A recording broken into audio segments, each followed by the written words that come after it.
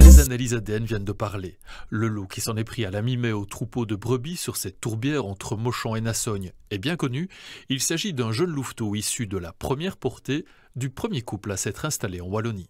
C'est le fils de Akela et Maxima, donc qui avait été génotypé à partir d'excréments dans la zone des Hauts-de-Fagne en octobre-novembre, qu'on a eu pour la dernière fois au niveau d'un signal génétique en février 2022 sur un chevreuil toujours dans la zone de présence permanente, et en fait qui aurait déjà sévi à Rochefort, à Lessive plus précisément, sur un mouton de Ouessant qui a été attaqué et mangé le 30 mars dernier.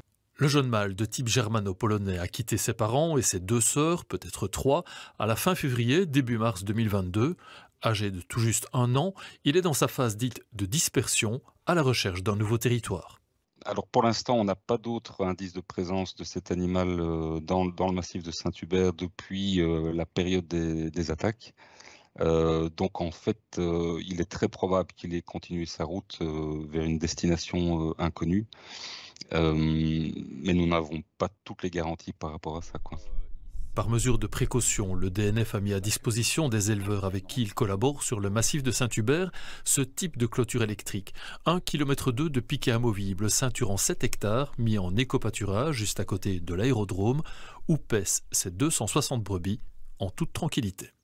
Il y a 6 fils électrifiés avec beaucoup d'ailleurs de voltage. Il y a 7000 volts dessus et pour le moment ça a fonctionné. On n'a plus d'attaque depuis et alors maintenant le pâturage se termine pour cette zone-là. Donc ça fait 3 semaines et donc les brebis vont être placées maintenant fin de la semaine dans un autre endroit. Et donc on va déplacer la clôture également.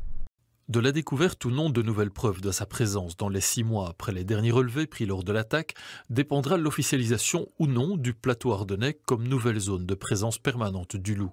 Pour les éleveurs, cela signifierait l'ouverture d'aides à des moyens de protection durable.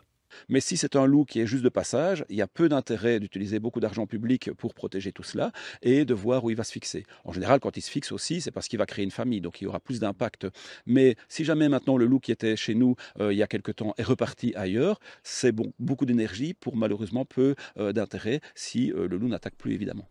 Mais le jeune mâle pourrait très bien s'être établi dans le massif de Saint-Hubert sans entrer en concurrence avec ses parents, Akela et Maxima, les prochains mois le diront, alors seulement peut-être lui attribuera-t-on un nom plus sympathique que son très officiel GW2547M.